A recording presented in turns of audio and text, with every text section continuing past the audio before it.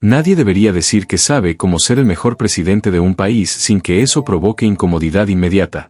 Y cuando quien lo dice es Rafael Correa, la incomodidad se multiplica. Porque Correa no es un personaje neutro de la historia reciente del Ecuador. Es una figura que despierta lealtades profundas y rechazos igual de intensos, admiración por obras visibles y críticas severas por acusaciones de corrupción, autoritarismo y concentración de poder. Por eso, cuando Correa afirma que sabe que se necesita para ser el mejor presidente, no habla desde la teoría, habla desde una experiencia completa, con luces y sombras, y eso es precisamente lo que vuelve su mensaje tan incómodo para todos. Aquí no se trata de defenderlo ni de condenarlo de entrada. Se trata de entender por qué sus palabras generan tanto ruido. Correa sostiene que el mejor presidente no es el que más promete ni el que mejor cae, sino el que toma decisiones difíciles cuando nadie quiere tomarlas. Y esa idea, en abstracto, suena razonable para cualquier ciudadano cansado de discursos vacíos. El problema aparece cuando esa afirmación se confronta con la realidad concreta de su propio gobierno, un periodo en el que muchas decisiones fueron defendidas como necesarias, pero que hoy siguen siendo discutidas en tribunales, en la prensa y en la memoria colectiva del país. Ahí nace la primera gran contradicción. ¿Quién decide cuando una decisión difícil es liderazgo y cuando es abuso? Correa insiste en que gobernar bien implica asumir costos. Dice que ningún presidente que realmente haga cambios profundos saldrá ileso, y que la popularidad permanente es casi siempre señal de superficialidad. Pero esa frase, dicha por él, divide de inmediato. Para algunos, explica por qué fue atacado con tanta dureza.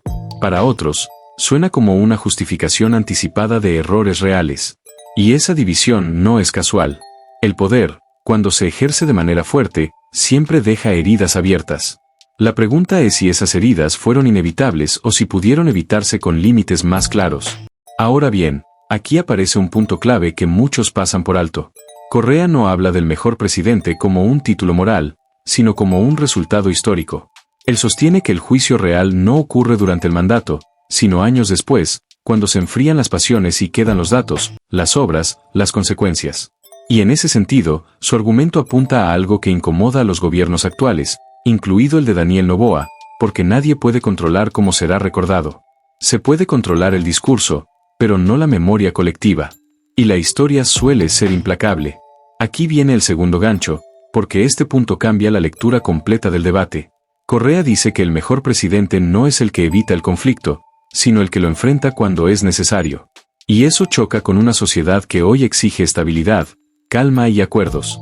Entonces, ¿qué es mejor para un país? ¿Un presidente que evita tensiones o uno que las provoca para imponer un proyecto? No hay una respuesta simple. Y Correa lo sabe. Por eso su mensaje no es conciliador. Es provocador. Según su visión, gobernar bien implica no dejarse seducir por las élites ni por presiones externas. Un mensaje que muchos aplauden cuando sienten que el país pierde soberanía, pero que otros recuerdan como el inicio de una relación conflictiva con la prensa, con organismos de control y con sectores que denunciaron persecución. Aquí el debate se vuelve más profundo, porque la línea entre independencia y autoritarismo es delgada, y muchas veces solo se define con el paso del tiempo. Lo que para unos fue firmeza, para otros fue abuso. Y ambas lecturas conviven hasta hoy. Correa también afirma que un buen presidente debe construir un proyecto que trascienda su mandato.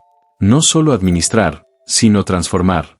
Y es cierto que durante su gobierno se construyó infraestructura, se impulsaron políticas sociales y se marcó una época. Pero también es cierto que esa misma época terminó en una ruptura política profunda, en una sucesión conflictiva y en una polarización que todavía no se cierra. Entonces surge una pregunta incómoda que nadie quiere responder con honestidad. ¿Un proyecto que divide al país puede considerarse exitoso solo por sus obras? Aquí es donde el análisis se vuelve incómodo incluso para sus seguidores. Porque reconocer logros no implica negar errores, y criticar errores no implica borrar todo lo construido. El problema es que en Ecuador se suele elegir un solo lado. O se idealiza o se demoniza. Y Correa, con sus palabras, obliga a salir de esa comodidad. Él mismo reconoce que gobernar implica equivocarse. Pero también insiste en que el error más grave de un presidente es gobernar con miedo. Y esa frase, otra vez, se presta a dos lecturas opuestas, valentía para decidir o arrogancia para no escuchar. Antes de seguir, si este tipo de análisis te resulta útil y prefieres pensar por tu cuenta en lugar de repetir consignas, suscríbete al canal. Aquí no se reparten certificados de inocencia ni condenas automáticas, se analizan hechos y consecuencias, aunque incomoden. Volviendo al fondo del asunto, Correa plantea que el mejor presidente es aquel que entiende que el poder no es eterno y que el juicio final no lo da el cargo, sino el tiempo. Y aquí aparece una ironía inevitable. Hoy, él mismo es juzgado no solo por lo que hizo como presidente, sino por cómo terminó su relación con el poder, por las acusaciones que pesan sobre él y por la forma en que su figura sigue generando debate incluso fuera del país. Para algunos, eso confirma que fue víctima de una persecución política. Para otros, que finalmente tuvo que enfrentar consecuencias. Y el espectador queda atrapado en esa tensión sin una respuesta única. Lo interesante es que Correa no esquiva esa tensión, la usa. Dice que ningún presidente verdaderamente influyente sale limpio de la historia. Que todos los que cambian algo pagan un precio. Pero esa afirmación vuelve a abrir una herida. ¿El precio lo paga el líder o lo paga el país? Porque cuando las decisiones generan estabilidad para unos y crisis para otros, la evaluación moral se vuelve compleja. Y ahí es donde el concepto de mejor presidente empieza a desmoronarse como una idea absoluta. Para muchos ciudadanos, Correa fue el mejor presidente que han tenido. Para otros, fue el origen de problemas que aún se arrastran. Y esa dualidad no se puede borrar con un discurso. De hecho, es esa dualidad la que explica por qué sus palabras siguen teniendo peso. No porque tenga la razón absoluta, sino porque representa una experiencia completa del poder. Una experiencia que enseña que gobernar no es solo ejecutar políticas, sino manejar lealtades, resistencias, errores y consecuencias que no siempre se ven en el corto plazo. Y aquí el relato se vuelve todavía más incómodo, porque Correa sugiere que el peor error de un presidente no es equivocarse, sino negarse a aceptar que el poder también destruye. Destruye relaciones, consensos y, a veces, instituciones si no se manejan con cuidado. Esa reflexión no es una confesión ni una absolución. Es una advertencia. Y esa advertencia no va dirigida solo al pasado, sino al presente y al futuro. Porque cuando hoy escuchamos a un presidente hablar de ser el mejor de la historia, conviene recordar que todos los que alguna vez fueron considerados los mejores también fueron cuestionados. La grandeza política nunca es unánime. Siempre es parcial. Siempre es disputada. Y quizá por eso la frase que más divide no es si Correa fue o no el mejor, sino para quién lo fue. Para muchos, sin duda. Para otros, claramente no. Y esa grieta es el verdadero legado que todavía se está discutiendo mientras el país sigue buscando respuestas que no se resuelven con aplausos ni con insultos, sino entendiendo que el poder, cuando se ejerce de verdad, deja marcas que no desaparecen cuando termina un mandato y que siguen pesando mucho más allá del discurso inicial. Porque cuando se habla de el mejor presidente, la discusión deja de ser política y se vuelve moral, casi personal, y ahí es donde Rafael Correa introduce uno de los elementos más delicados de todo su planteamiento, la relación entre poder y responsabilidad. Él sostiene que ningún presidente puede aspirar a grandeza si no está dispuesto a cargar con el costo completo de sus decisiones, incluso cuando ese costo incluye rechazo, aislamiento y persecución. Pero aquí la palabra persecución es la que detona el debate más duro, porque para algunos describe lo que realmente vivió, y para otros es una narrativa construida para evadir responsabilidades. Correa afirma que el mejor presidente no gobierna para caer bien ni para proteger su imagen futura, sino para ejecutar un proyecto que cree necesario. Y esa afirmación, otra vez, suena razonable hasta que se confronta con la pregunta inevitable: ¿qué pasa cuando ese proyecto concentra demasiado poder? ¿Cuándo deja de ser liderazgo y se convierte en imposición? Él argumenta que el poder fragmentado suele ser ineficaz, que los cambios profundos requieren conducción firme. Sus críticos responden que esa firmeza debilitó contrapesos, tensionó la institucionalidad y dejó heridas que aún no sanan. Ambas cosas pueden ser ciertas al mismo tiempo, y esa es la parte que incomoda, porque obliga a salir de la lógica de buenos y malos. Aquí Correa introduce otro criterio que, según él, define al mejor presidente: la capacidad de resistir presiones externas sin sacrificar soberanía. Habla de intereses económicos, de poderes internacionales, de actores que influyen en gobiernos pequeños como el ecuatoriano. Para muchos ciudadanos, ese discurso conecta con una sensación real de vulnerabilidad del país frente a fuerzas más grandes. Pero para otros, ese mismo argumento fue utilizado para justificar enfrentamientos innecesarios y para descalificar cualquier crítica como conspiración. El límite entre defensa de la soberanía y paranoia política es fino, y la historia no siempre ha sido clara al juzgarlo. Lo interesante es que Correa no niega el conflicto. Al contrario, lo asume como parte inevitable del ejercicio del poder.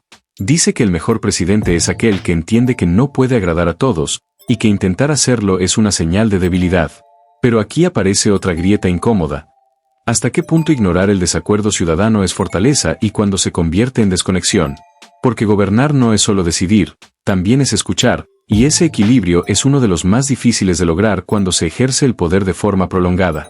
Correa reconoce que el poder prolongado genera desgaste, incluso en quienes lo ejercen con buenas intenciones.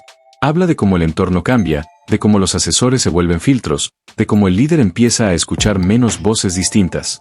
Y aunque no lo dice explícitamente, muchos interpretan estas palabras como una autocrítica tardía, una admisión indirecta de que el poder también transforma al gobernante.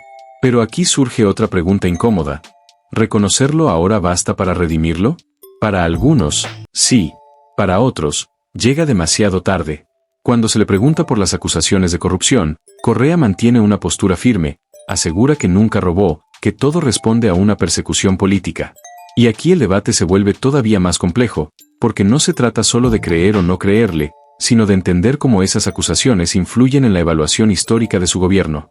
Hay ciudadanos que, incluso aceptando la existencia de errores, consideran que los logros pesan más. Otros creen que cualquier sombra de corrupción invalida por completo cualquier legado. Y esa división es profunda, casi irreconciliable. Correa sostiene que el mejor presidente no es el que sale limpio, sino el que deja un país más fuerte. Pero esa afirmación choca con una realidad incómoda. ¿Más fuerte para quién? Porque un país puede fortalecerse en infraestructura y debilitarse en confianza institucional. Puede crecer económicamente y fracturarse socialmente. Y ahí es donde el concepto de fortaleza se vuelve relativo. No todos miden el éxito con la misma vara.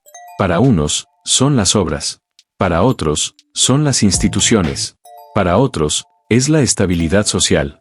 Y rara vez un gobierno logra satisfacer todos esos criterios al mismo tiempo. Aquí entra en escena el presente. Cuando líderes actuales hablan de ser los mejores, inevitablemente se comparan con figuras del pasado como Correa, no porque él se imponga, sino porque marcó un antes y un después. Y eso coloca una presión enorme sobre cualquier gobierno. Porque no se compite solo con cifras, se compite con memoria. Y la memoria es selectiva, emocional y muchas veces injusta. Algunos recuerdan solo lo bueno, otros solo lo malo, pocos recuerdan todo. Correa advierte que el peor error de un presidente es gobernar pensando en cómo será juzgado mañana. Dice que quien gobierna para la historia termina paralizado. Pero esa afirmación también se puede leer al revés. Gobernar sin pensar en las consecuencias futuras puede ser irresponsable. Y ahí aparece la tensión central de su discurso. La grandeza, según él, exige audacia. Pero la audacia sin límites puede convertirse en imprudencia. Y ese balance es lo que define si un líder es recordado como visionario o como problemático. Hay un momento clave en su reflexión cuando admite que el poder también genera enemigos, algunos legítimos, otros interesados. Dice que no todas las críticas son justas, pero tampoco todas son falsas. Y esa frase, casi perdida entre tantas afirmaciones fuertes, es quizás una de las más honestas. Porque reconoce que no todo cuestionamiento puede despacharse como persecución, pero tampoco todo proceso judicial es necesariamente neutral. Vivimos en un mundo donde la política y la justicia se cruzan constantemente, y Ecuador no es la excepción. Para muchos ciudadanos mayores, que han visto pasar varios gobiernos, esta discusión no es nueva. Han visto líderes llegar con promesas grandiosas y salir entre escándalos. Han visto presidentes bien intencionados fracasar y otros cuestionados dejar obras duraderas. Por eso, cuando Correa habla de lo que se necesita para ser el mejor presidente, no todos lo escuchan con el mismo oído. Algunos lo escuchan con nostalgia, otros con rabia, otros con desconfianza, pero casi nadie con indiferencia. Y eso ya dice mucho de su impacto. Correa insiste en que el liderazgo verdadero implica asumir soledad, que en los momentos decisivos, el presidente está solo frente a la historia. Y aunque esa imagen suena casi épica, también es peligrosa, porque puede justificar decisiones tomadas sin consenso. Gobernar no es una epopeya individual, es un ejercicio colectivo. Y cuando ese equilibrio se rompe, el país lo siente. La pregunta es si ese rompimiento fue un daño colateral inevitable o una consecuencia evitable. Y aquí la discusión empieza a volverse más personal para el espectador. Porque ya no se trata solo de Correa. Se trata de qué esperamos nosotros de un presidente. ¿Queremos a alguien firme aunque divida? ¿O alguien conciliador aunque no transforme? ¿Valoramos más los resultados visibles o la armonía institucional?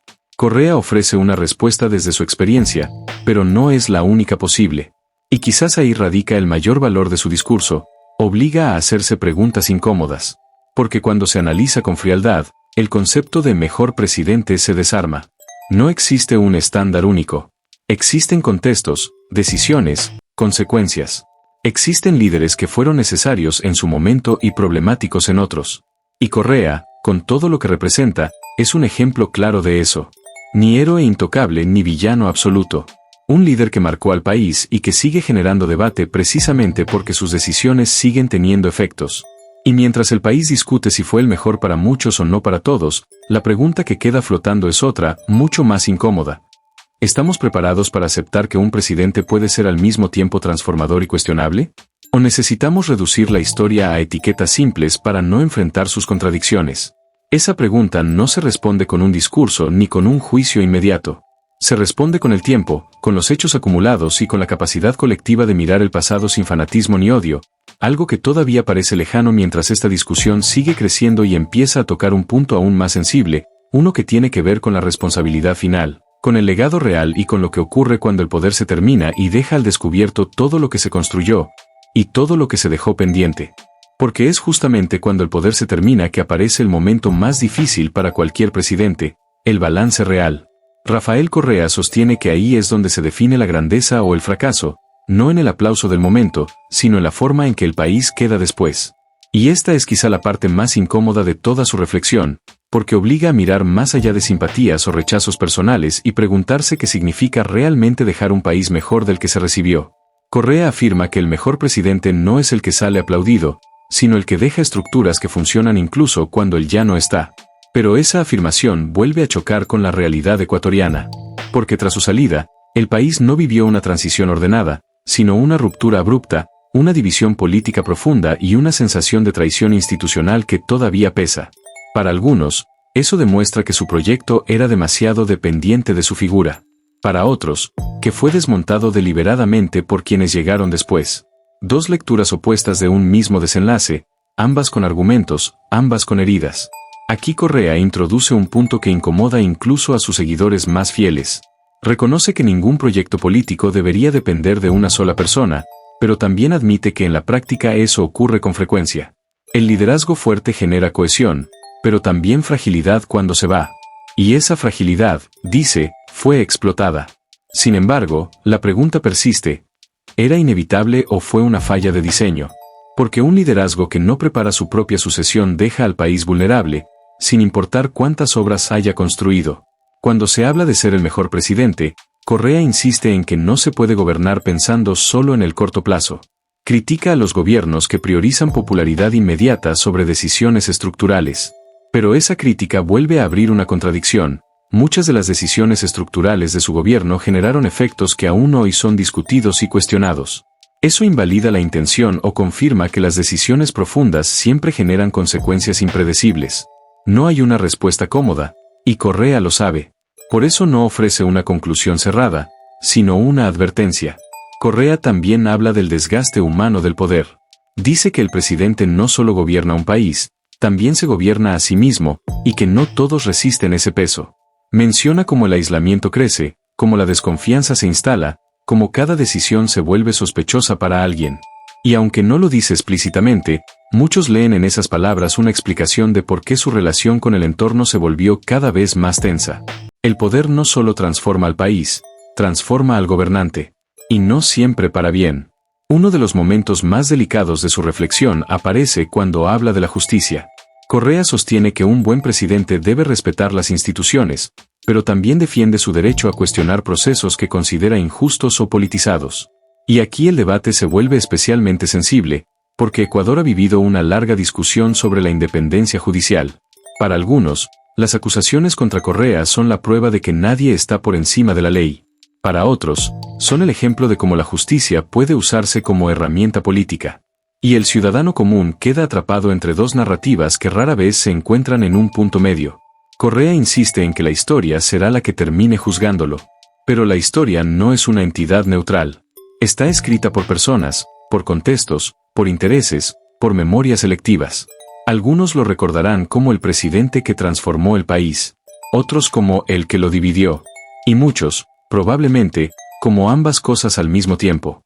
Esa ambigüedad es difícil de aceptar, pero quizás es la más honesta. Cuando habla del presente, Correa evita personalizar demasiado, pero deja claro que desconfía de los discursos grandilocuentes. Dice que prometer ser el mejor presidente es fácil, cumplirlo es otra cosa. Y esa frase resuena porque conecta con una experiencia compartida por muchos ciudadanos mayores. Han visto pasar promesas similares una y otra vez. La diferencia, según Correa, no está en lo que se dice, sino en lo que se está dispuesto a sacrificar para cumplirlo. Y ahí vuelve la pregunta incómoda: ¿quién paga ese sacrificio? Para algunos, el sacrificio fue necesario y valió la pena. Para otros, fue excesivo y dejó cicatrices que aún no cierran. Y esa diferencia de percepción no se resuelve con argumentos técnicos. Se resuelve con experiencias personales. Hay quienes mejoraron su vida durante su gobierno y quienes sienten que perdieron libertades o confianza institucional. Ambas experiencias son reales. Negar una para validar la otra es parte del problema. Correa afirma que el mejor presidente no gobierna para dividir, pero acepta que la división es casi inevitable cuando se hacen cambios profundos. Aquí aparece una tensión clave. ¿Hasta qué punto un líder debe buscar consenso y hasta qué punto debe avanzar aunque no lo tenga? Gobernar no es un ejercicio académico, es un campo de decisiones imperfectas. Y el margen de error siempre existe. El problema es cuando ese margen se normaliza y se convierte en excusa. A medida que avanza su reflexión, queda claro que Correa no está ofreciendo un manual. Está ofreciendo una lectura desde la experiencia. Una experiencia marcada por poder, confrontación, logros, errores y consecuencias legales que aún se discuten. Y quizás por eso su discurso incomoda tanto. Porque no encaja fácilmente en un bando. No es una confesión de culpa ni una absolución personal. Es una exposición cruda de lo que implica gobernar un país durante años bajo presión constante. Y aquí el espectador se enfrenta a una decisión personal. No sobre Correa, sino sobre lo que espera de un presidente. ¿Queremos líderes que transformen aunque dividan? ¿O líderes que concilien aunque avancen poco? ¿Valoramos más el carácter o la prudencia? ¿La obra o la forma? Correa ofrece su respuesta, pero no obliga a aceptarla. Simplemente la pone sobre la mesa, con todas sus contradicciones. Porque al final, cuando se pregunta si alguien fue el mejor presidente, la respuesta casi siempre es incompleta. Lo fue para muchos, sin duda. No lo fue para todos, claramente. Y esa tensión no se va a resolver pronto. Quizás nunca. Pero evitarla no ayuda a entender el país. Al contrario, la empobrece. Rafael Correa, con todo lo que representa, obliga a enfrentar una verdad incómoda. La grandeza política no es limpia, no es uniforme y no es unánime. Siempre deja restos, siempre deja preguntas. Y quizás el verdadero error no es que un expresidente hable de lo que se necesita para ser el mejor, sino que como sociedad sigamos buscando respuestas simples para problemas complejos. Y ahora la pregunta final no es sobre él, sino sobre nosotros. ¿Somos capaces de reconocer logros sin negar errores? ¿De criticar sin deshumanizar? ¿De aceptar que la historia política de un país no se construye con héroes perfectos ni con villanos absolutos? Déjalo en los comentarios. Este debate no se cierra aquí. Si quieres seguir analizando el poder sin consignas, sin fanatismo y sin miedo a incomodar, suscríbete al canal.